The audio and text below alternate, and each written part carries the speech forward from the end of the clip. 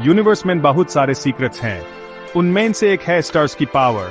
Stars चमकते हैं एक प्रोसेस से जिसको कहते हैं न्यूक्लियर फ्यूजन। अब सोचो, अगर हम ये पावर अर्थ पे यूज कर सकें, फ्यूजन एनर्जी सब कुछ बदल सकती है। यह ह्यूमन क्लीन और लिमिटलेस पावर दे सकती है। नो मोर पोल्यूशन, नो मोर टेंशन की फ्यूल खत्म हो जाएगा। यह साइंस फिक्शन नहीं है, यह फ्यूचर है जिसके लिए हम ट्राई कर रहे हैं।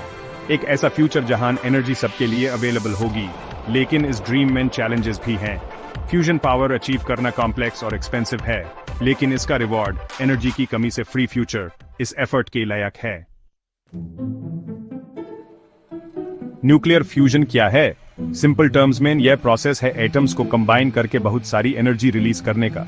इमेजिन करो, दो छोटे पानी के ड्रॉप्स को मिलाकर लाइट और हीट क्रिएट करना। बेसिकली यही फ्यूजन है। यह सेम प्रोसेस है जो हमारे सन और यूनिवर्स के सारे स्टार्स को पावर देता है।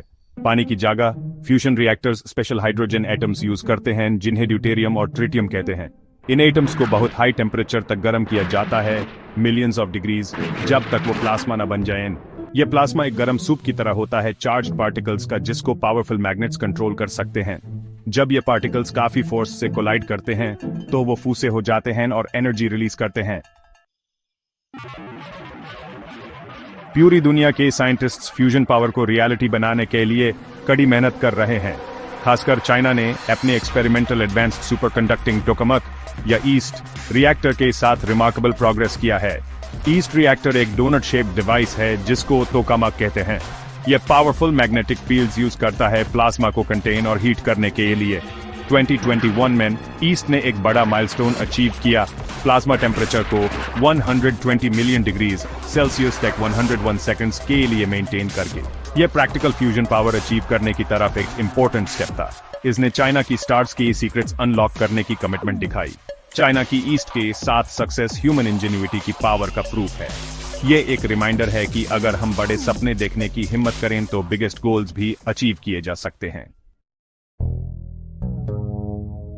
ट्रेडिशनल एनर्जी सोर्सेज के मुकाबले फ्यूजन पावर के बहुत सारे एडवांटेजेस हैं। ये ग्रीन हाउस गैसेज प्रोड्यूस नहीं करता और बहुत कम रेडियो एक्टिव वेस्ट प्रोड्यूस करता है। फ्यूजन के लिए फ्यूल, ड्यूटेरियम और ट्रिटियम सी वाटर में काफी अमाउंट में अवेलेबल है, जिससे ये एक ऑलमोस्ट अनलिमिटेड रिसोर्स बन जाता है।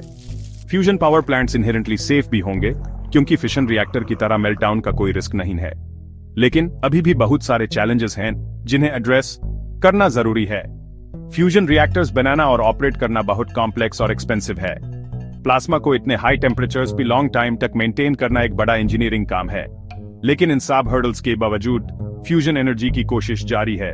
साइंटिस्ट्स और इंजीनियर्स स्टडी प्रोग्रेस कर रहे हैं और फ्यूजन पावर्ड फ्यूचर का सपना हर दिन करीब आ रहा है।